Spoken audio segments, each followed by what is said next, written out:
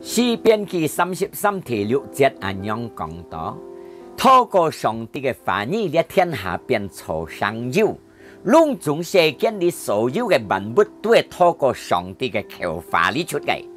詩篇記33第9節一樣講，因為上帝一下講話，攏總變生有；上帝一命令，攏總草生有。加入是間人類都係上帝造來嘅。那係樣講，自家嘅生命中十分依靠上帝裏面，自家嘅生命中十分依靠上帝嘅法律決定。那飲聞上帝嘅法，照上帝嘅法行，一天自家得勝。為咗上帝呢，就係耶穌基督來了世間的40世家，為了本自間人類得救，從呢個罪惡嘅方面。